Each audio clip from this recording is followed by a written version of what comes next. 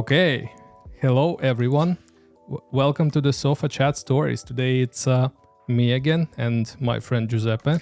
Our third episode.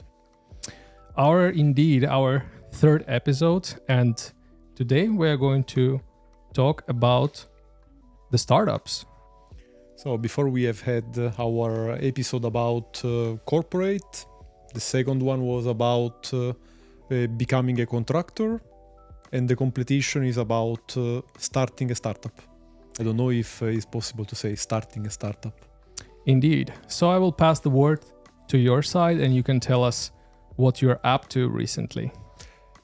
What I'm up recently, basically I'm more and more interested of creating my own product company and find a way to use commercially ideas.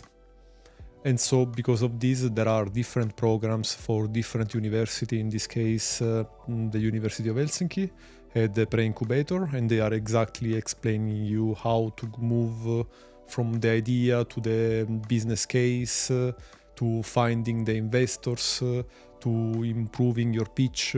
So there are different things that they focus in during this program. And that's the way that I started, I guess, was 1 month ago. And more I spend time there at the university, more I like this kind of thing. Consider that for people that are working in corporates, you are always busy doing something. But in that case will be different because anyway, you will be focusing on something that is your own. So every second that you spend on your product is something that you will feel different. But yeah, I guess you may have some question about this topic. So let's go. Go ahead. Let's go with the questions. So how would you select the product idea? But the product idea, I can tell you about myself, was about the feeling that there was a gap in the market. So there are people that they have, for example, some passion and they want to create a product that is about a passion. That one can be a good idea, but is better from my point of view when you feel that there is a gap and you validate the solution that you are proposing against one market. So let's say that there is this gap, right? How can we know that proposing a solution will be profitable for your future startup? You cannot know. You need to find how to validate. You need to find the right audience to validate this idea and the solution. So the point is, you can follow the gap in the market or your own passion, but you need to be careful because if you are too religious about your solution, you can become blind. The point is not creating something to spend the time. The point is creating a product for having the product profitable, for having a company that is not in debt, of course. Okay, I have a bit of different opinion about that. Giuseppe's point of view is more academic, I would say, right? So like doing things correctly, do a market research first before going into like creating your first business. I'm more a chaotic person by the nature. So if I like to do something, I just start doing it, and no matter if the market is oversaturated with the people doing the same thing, I will be still doing that just because I like it. And I can just say from my point of view, I mostly worked with the startups during my entire life. And I cannot count on all my fingers how many times we had the meetings with the leadership about the product market fit. And like, let's validate ideas, let's, check them, let's do some, simulations about how we are going to make the money. And honestly, from all of those cases, we didn't get anywhere. But you know why that? It's not the development team to validate the idea. You need to find. I wasn't in the development team at that moment. I was like more a CTO, very close to the CEO, working with the CEO, and they were asking us to like validate the product idea, and there was a lot of leadership people, and I don't think none of those startups get anywhere, honestly.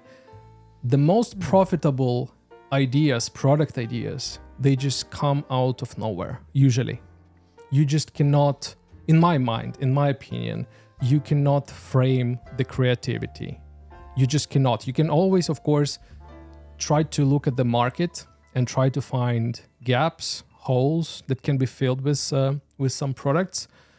But if you don't like what you are doing, and if you don't have enough people to do whatever you want to do, I don't think that's going to work. But I mean, that's just my opinion, and yeah, I might be wrong. But imagine that for one idea that you think that is successful, you need to have also who want to try to use the idea commercially. You need to have this will of creating one product company, or to suggest to someone. Anyway, there is like the need of a first move. So it's not only the idea that is needed, is some well-known process to be applied for moving from the idea to the commercialization. Okay, so tell me about the first steps that you would do. The first step probably is exactly finding a problem to be solved. After that, you should figure out the idea and you should figure out the solution, validate the solution with possible customers. And at that point, you can start thinking about finding investors, about some possible MVP, trying to find what are all the expenses that will be on the table, and so on. But anyway, there are like different phases.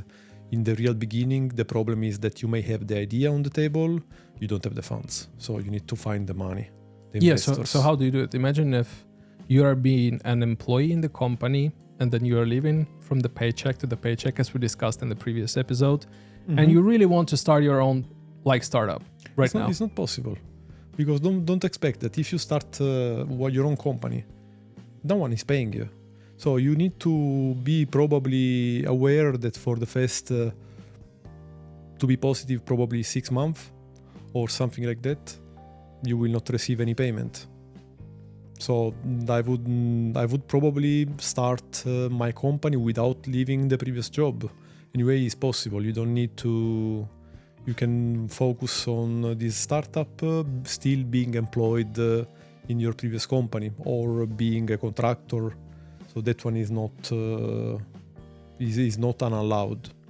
So I guess that the point is finding the problem, crafting a solution, finding the money.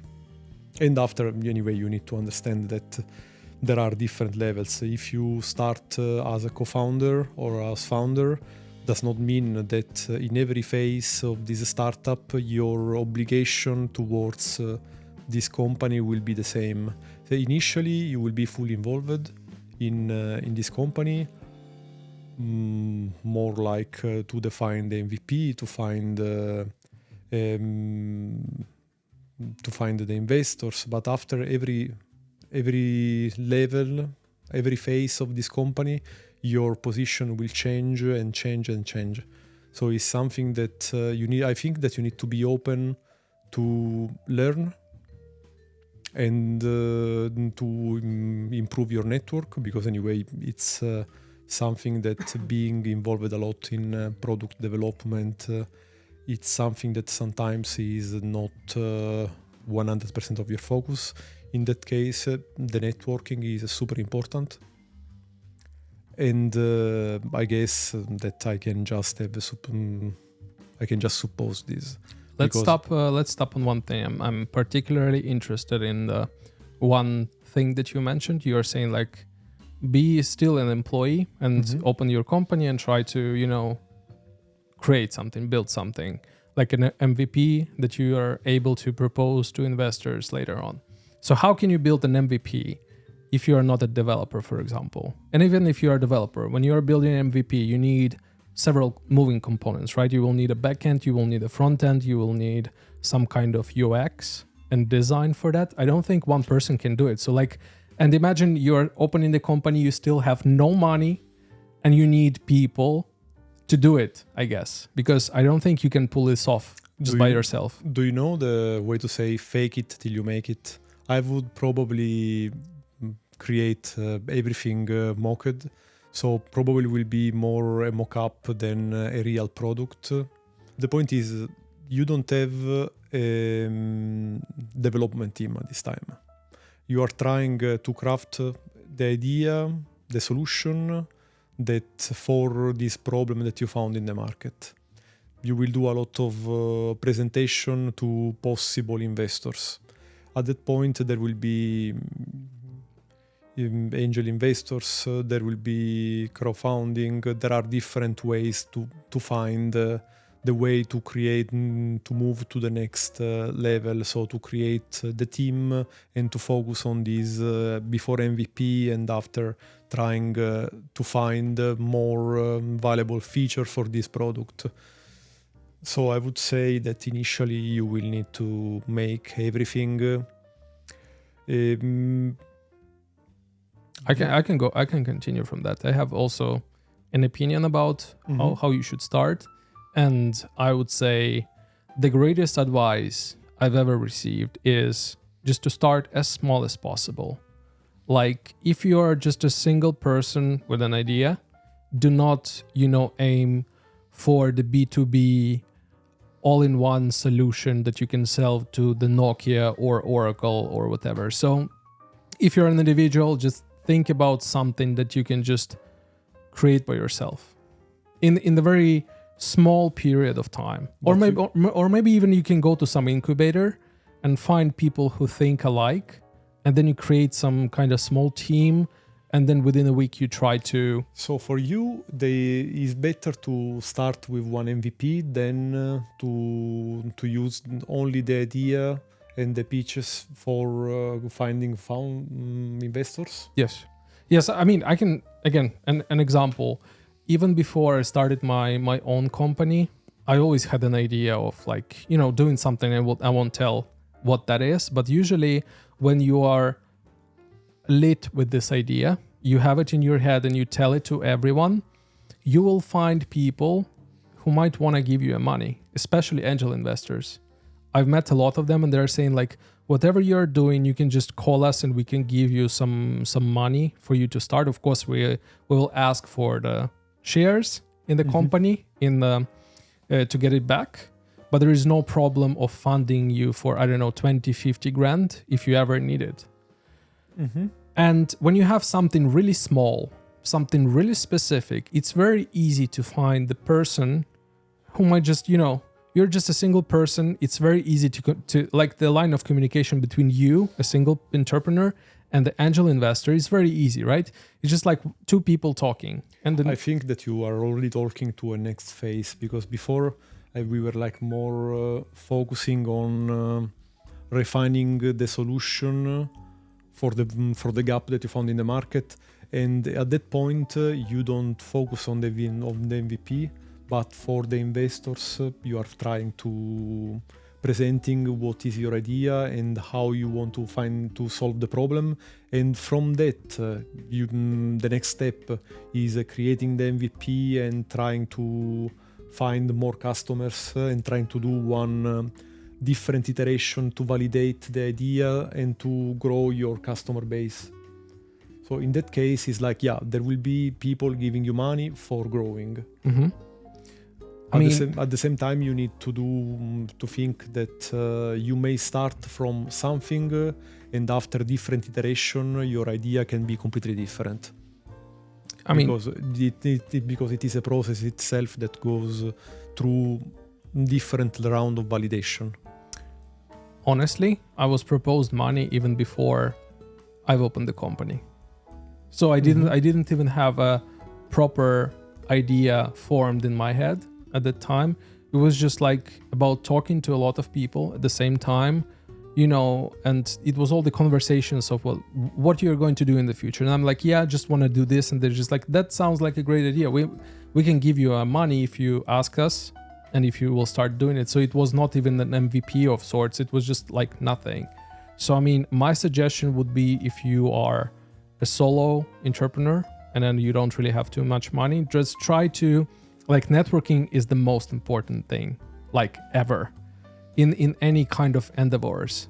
Like whatever you are doing, like music, coding, business, networking is the most important thing. Just like in Finland, I think it's very beneficial if you attend the Slush, because Slush is the biggest conference in the Nordics, I guess, in the entire Nordic countries, where a lot of investors are going just to see the new products pitching, and also there are a lot of like institutional investors there that are willing to, you know, pay for some larger scale projects, and then try to go there and, you know, talk to people, talk about your idea, and then before you even start taking any actions, try to, you know as many people as possible to secure some money. That would be my advice. Okay, there is one part indeed that I'm interested to investigate more, and is about the shareholders agreement. Because you know that all these people that will offer you money, there are, of course, but they will want to have something in return. In this case, it's really important to be sure that you are not giving your ideas, your time, your effort for free. So you will need to define at least something on the paper, and to be sure that everything is done according by the law. What about that? I think you are right, and the legal agreement should be signed. It's just, I guess, in the countries, again, like Finland, everyone is very... There are no liars here, right? So if you are trying to make an agreement with people... Till you find the liar. Till you find the liar, yes.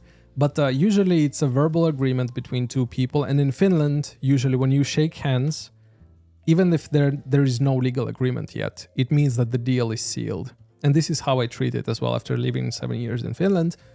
And of course, any angel investor or institutional investor, they will want something in return. It's just on your side to be aware of financial part of things. So you have to at least approximately calculate how much shares you want to give to this like investor, considering the amount of money they are willing to give to you.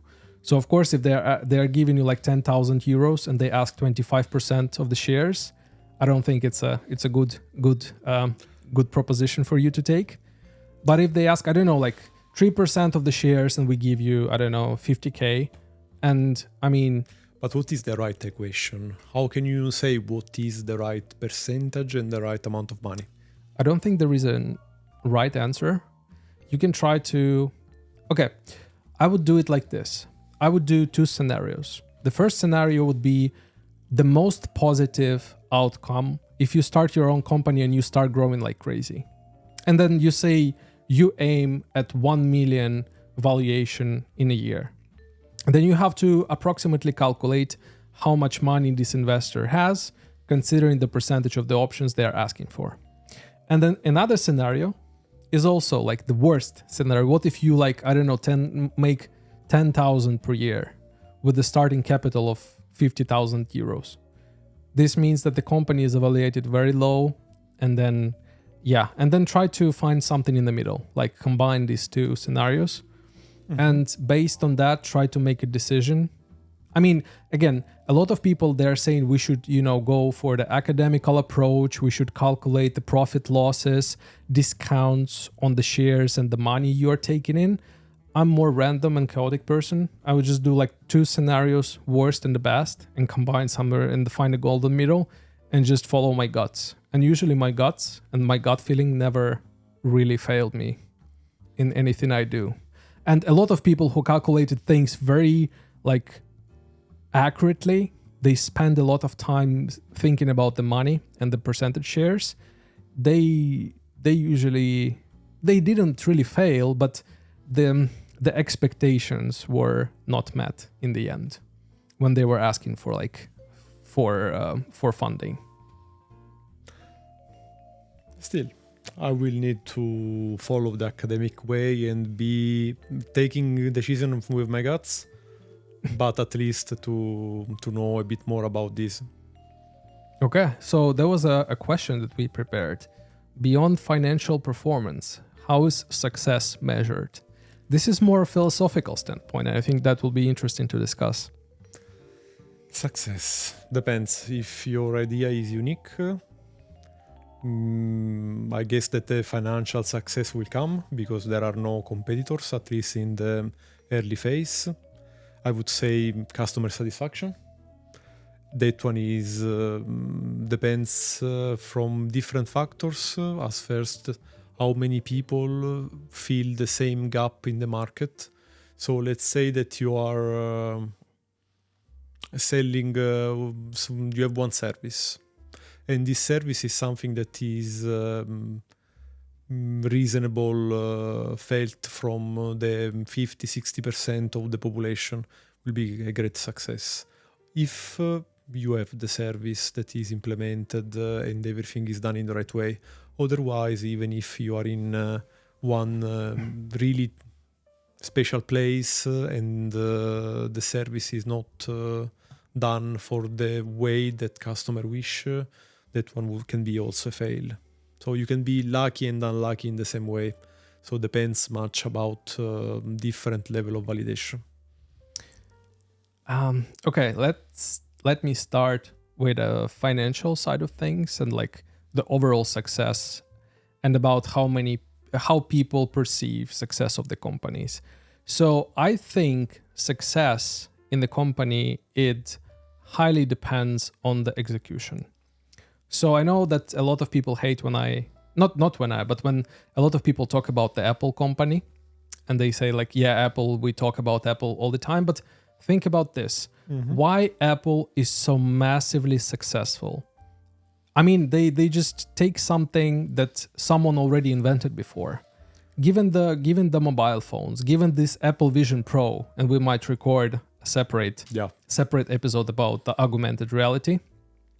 But think about like anything that Apple does. They just take some idea that was on the market. It's not unique.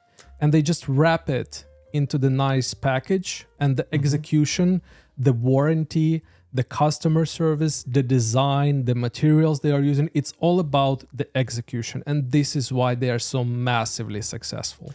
It's also because users feel that Apple is one luxury brand. Let's imagine Fiat and Ferrari. They are both making cars, but in a case Ferrari is a luxury brand, and there is the brand of your car defining the person. So the user from Apple feel that they are having in hand some one device that is also a luxury device. Imagine for a watch you can have a Swatch, you can have a Rolex. They are both watches, but anyway, people like to be using luxury brands because there is a different perception of the brand. At the same time, imagine Apple and Android. That one is something that there are fanboys for both kind of devices, different for different reason. Apple is luxury, but is also usability. Something is extremely simple to use, so they do some research about the customer experience. They want to have something simple, fast, and easy to use. At the same time, when I was telling you before about different level of validation, is because you can have the right problem to solve, but you can fail completely in the execution if you are not having a continuous validation with the market. Because imagine that you are giving to the customer a product that they don't need, will not be the welcome.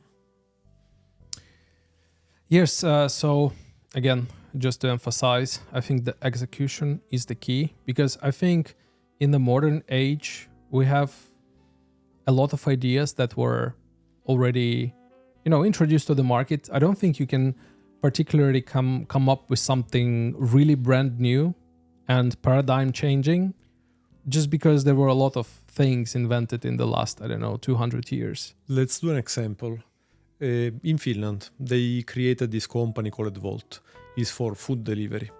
This is not a new idea. This is like something that we already saw in the past, like with Just Eat, Uber Eat, Foodora. Then there were different other players in the market that was doing the same exact thing. They took something that was successful and they reproduced it here in Finland. And it worked really well. Now they are like 4,000, 5,000 employees. It's a really big company and established. Can you elaborate more on Vault? Because, sorry, for non-Finnish viewers, I'm just really want to know about the Vault. Do they operate outside Finland or is it just... They operate also outside Finland. Okay. But they started piloting with Finland. And they started with one MVP that was in line with all the competitors. So not a new idea. At the same time, more the product was becoming mature. They started suggesting different options, different features. For example, there was not only food delivery, but there was also... I remember when initially, at least here in Helsinki, there was the possibility to buy Apple devices through Vault. This one, I don't want to say something wrong, but I think that was something unique initially that you could have through this application, or anyway you could like order flowers. And step by step also the competitors tried to fill this gap to be a bit more aligned to them. At the same time, you know that there are some need. You know that Vault is not only focused on the customer, there is focused on the delivery in the way that they can find agreement with, I don't know, taxi companies. I'm not sure if there is this in place indeed, but if you think about your shareholder map, stakeholder map, what will be meaningful for you? You need to do delivery, so you can find some agreement with some other company that already has some car fleet, so that they can do in the free capacity slots, they can do the delivery for your food. Different competitor that they had, Uber Eats. I don't know if is existing here in Finland. I think it is. At least I got some advertisement messages from the Uber. Uber Eats, basically there are the drivers, the Uber drivers, that when they have the capacity, because they are not doing taxi duties, let's say, they deliver food because there is the other platform that is compatible with the driver base. In that case, they can deliver food. They can go to pick up packages or things like that. So anyway, even if initially there was a company that had one new key capabilities, after a while you see that all the competitors try to be in line with them. And anyway, there is like we should probably focus on this Vault case in a different podcast that is just focused on that. What do you think? Yeah. So that we can give more details. Yeah, and I wanted to wrap up. We were trying to define what's the success for the company, and I wanted to say a couple final words on this topic. So in my mind, I describe what the financial success is and how the execution of the things really matter.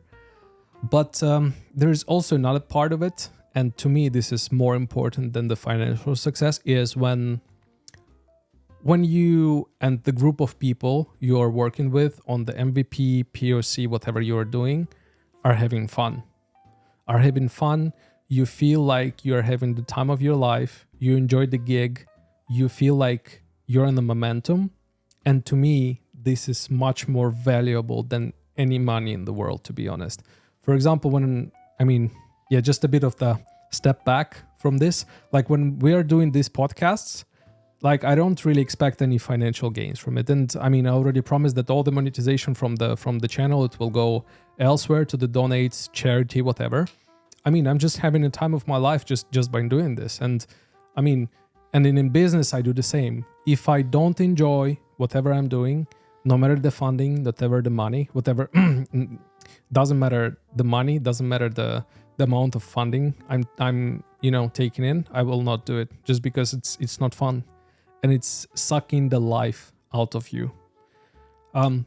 If we want to a bit of redefine, I would say that the team of course need to be happy of how the product or service development is proceeding, but at the same time the customers need to enjoy your product, your service, because imagine that you are doing something that is not useful at all. That one is like felt to the team also as a wasting of time. So you need to be sure that your solution is something that is appreciated for the market, the customers, and all the other parts involved with this idea. Otherwise, imagine that your investors already are believing in you, they are giving you funds. At the same time, you need to try to do the best that you can. There is also a main problem here that we see. If there is a gap in the market, it's also possible that there is no value for that. And maybe other companies, they don't go into the gap just because there is no money and there is nothing to do there. So maybe you have that you would like to use a particular service, but maybe there is not enough for creating a business itself. Here I kind of disagree and agree at the same time. Agree because I don't think many people in their right mind will go into the gap that cannot really be profitable for them. But at the same time, I believe that if you really like to do something with the passion, imagine, for example, there are not people now, they don't own horses, right? People drive cars, people drive bicycles, whatever. But if you really like to work with the horses, you like to, service horses, like put on some new horseshoes and things like that, I truly believe that you can open your company just by doing that, build your brand around it, and people will take their horses, whatever the amount of horses here in Finland or in Europe, and they will be servicing those horses in your business. I'm pretty sure it is possible. Okay, it's a crazy idea. But what about scaling your idea? This is where I can get a little too philosophical. I don't really think that every business should scale. I don't really think so. I mean, I know that in the corporate world, when you work with the software, and especially when you work like B2B SaaS industry, you need to scale because, I mean, humanity is only good with the growth and scaling, and we build economies of scale. But with the small family businesses and small brands, I don't really think you need to do it. And here's a good example. I think there is several camera brands that are considered the very luxury brands. For example, Leica. Do you know this brand? Yeah. It's a very niche brand that only a very crazy people, crazy photography people buy. They cost like crazy amount of money. Like just the photo camera, it's like 6,000 euros. There is another brand called Hasselblad. I'm sorry if I pronounce it incorrectly. And those cameras, they also cost like $9,000, $10,000 starting prices. And I believe they have a very small factories. Very, very small. And they don't really have too many employees. They don't really want to grow. They just want to, build the luxury segment of cameras. And I think the founders and the CEOs, they're just happy that they deliver very quality cameras to the market. And there is some small, fan group of people using them. And the same with the watches. We are both fans of the watches. Do you think Rolex is a very large company in terms of like employees? They're very like rich company, that's for sure. But I don't think it's a very big conglomerate company. And the same goes with Omega, like Swatch and other brands. Tag Heuer. Yeah, that one are all Swiss companies anyway. Tag Heuer is Swiss? Yeah. I'm sorry, my ignorance. I always thought that Tag Heuer is a German company. No, it's I guess we should check anyway, but I'm pretty sure that it's Swiss. Okay. Watch fans, sorry for my ignorance. Okay, but about Leica, they don't do only cameras for taking pictures. They also do different other things that are more specific to devices, for example, for the constructions to take measurements and things like that. So it's not something that is focused only on consumer cameras. About the other brands that you mentioned, Hasselblad. That one I don't really know. I cannot comment at all. But for sure, it's I learned about the Hasselblad from some YouTube videos. You know, those YouTube videos that you watch at 2 a.m. because you have insomnia and you cannot sleep. So you just watch whatever YouTube is recommending to you. And then that was one of those. And yeah, I checked and people are really, really crazy about the Hasselblad. There's the small portion of people. And I think this is a very small and luxury brand. So, I mean, to my taste, I would choose to have a small brand without like really big ambitions to scale, but I would rather focus on the quality of deliverables. And just give an example about the watches. I would just build some, small manufacturer of watches and then, start perfecting my production execution. I would not really think about, scaling to the, global level, making billions of euros just because, I mean, I don't really think it's fun. I think what's really fun is to deliver the best value to people, make people happy. I think that everyone in every of this company initially started like this, but after they scale it. But not all of them. Not all of them. Let's see. Let's keep it for a different podcast. Yes. The watch topic. We just checked Tag Heuer. Tag Heuer is a Swiss brand. Yep. Sorry, I'm not a really big fan of the Tag Heuer. Tag Heuer fans, excuse me. And let's return back to the topic of the startups. And let's conclude this podcast with the last question, which is about the emerging trends on the market. And what exactly are you excited about? I think that till now, every year, there is a new trend. There is something new that is in hype, and myself in this moment, I'm because of the Apple Vision Pro, because of the Oculus Quest from Meta. Isn't that old? Oculus Quest. I think that's pretty old. But no, there is the Quest 3. They are having like a new one every year. But the point is that they are pretty good. I really like it. We talk about old things. There was the Google Glasses that was like one of the first working on augmented reality. Oh, that was 2013. 2003, if I'm not wrong. Okay. The first version. I guess I'm that old. But the point is that one is something that probably was not the right moment when Google started working on it. And nowadays there are a lot of simulation done. It is used a lot in university, the augmented reality. There was a couple of months ago here in Helsinki one XR meeting where there was like shown all the possible application of this augmented reality and so on. And that one is probably in the next till 10 years will become more and more as part of our everyday life. This one is about the augmented reality, but if we think about the AI before 1.5 years ago, there was not much on the consumer world. After there was ChatGPT, initially after Bard that became Gemini, but also there are different other player in the market, because there is like Apple that is joining soon the team, and hopefully they will be fast because Siri is working in a terrible way since was launched.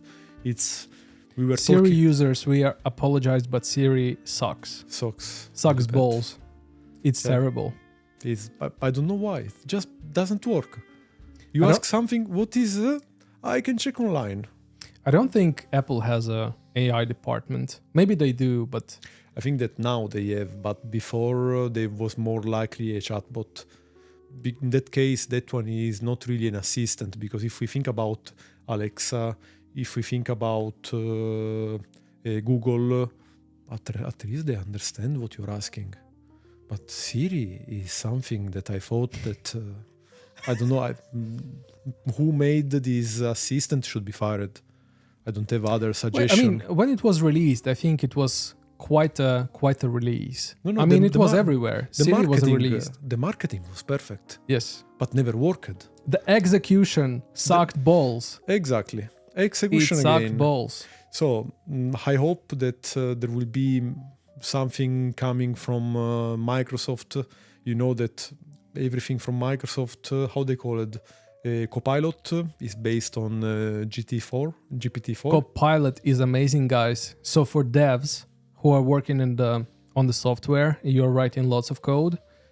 Just go for the CoPilot. It's only 10 euros per month, I guess, but it's incredible. And especially for traditional programming languages, it just saves you so much time. It's so good. It's so good. I cannot recommend it more. Is auto-completion of the code. Yes. You ask and he's writing the functions.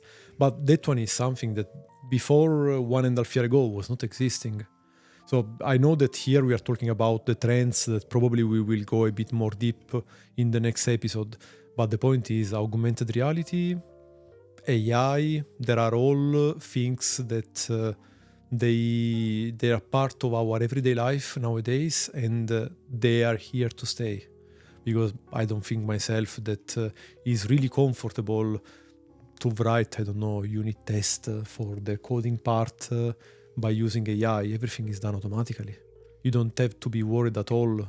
Yeah, when I'm writing tests, I'm just write a doc string, what this test should do, and I just click tab in my editor and it just auto-completes it. However, I would not really want to go into details. I think if this video will get 1 like on YouTube, we are going to release another podcast about AI. Thanks, Mom.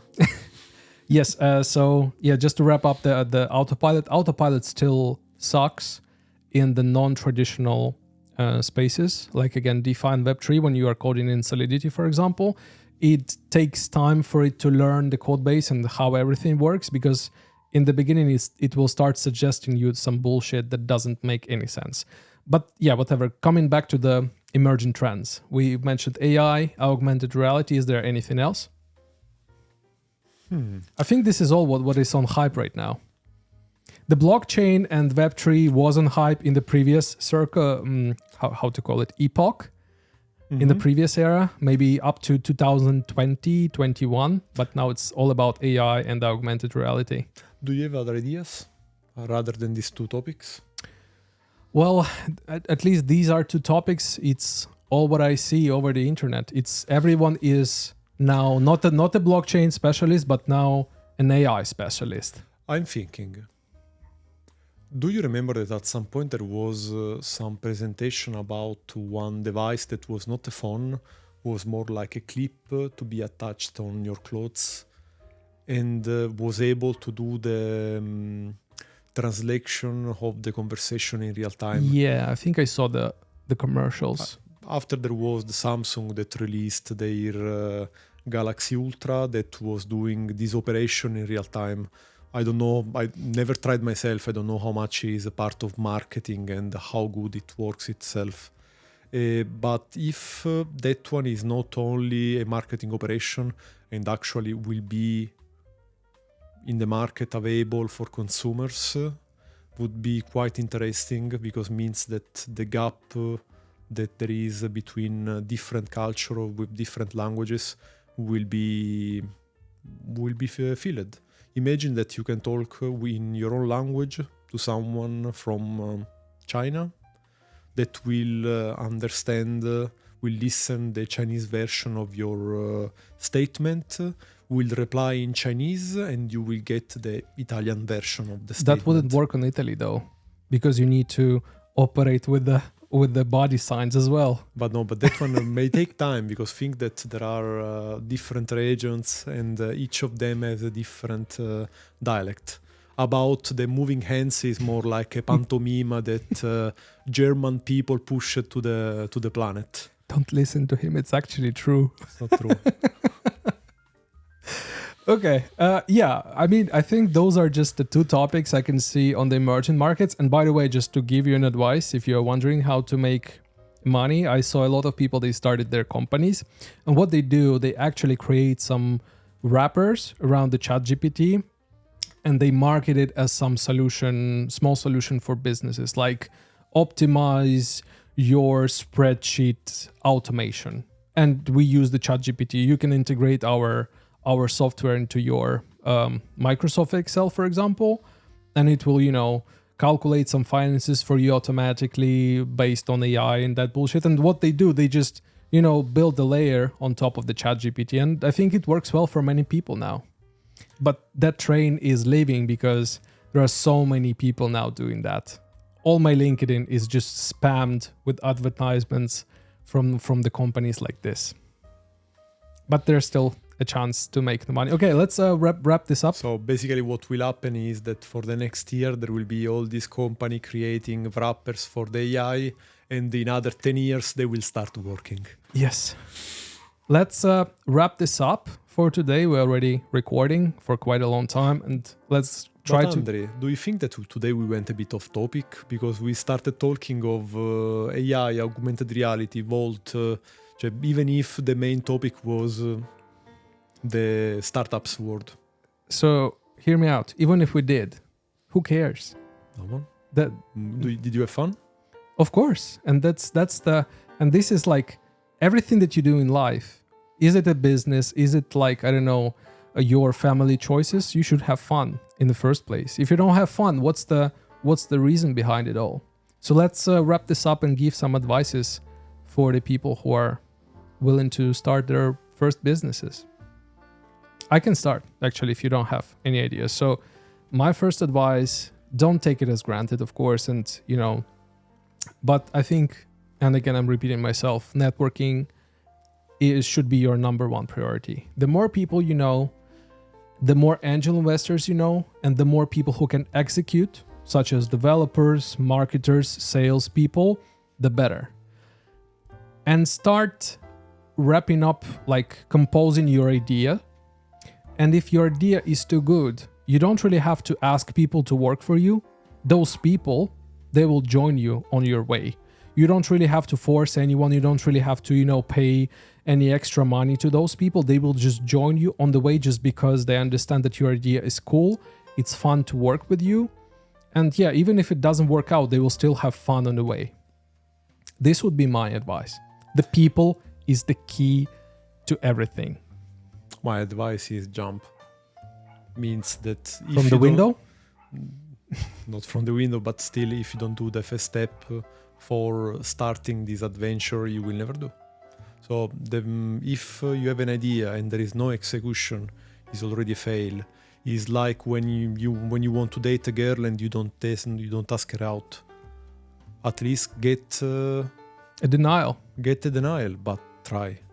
If you keep your idea for yourself, your solution, but you will not try to start implementing this idea, to find the solution, to create the company and so on, you will be just lazy on the sofa watching TV. Watching our podcast. But that one is positive because anyway it means that they have hobbies, they have they will have more ideas to start doing something. All right. I think that was it for today. And I thank you, Giuseppe, for hosting this again. Many thanks to you in this house. And I thank everyone who will watch this or watching this. And I wish you all the happy day. A pleasant flight. Yes. And we will see you next week. Bye-bye. Bye-bye, guys.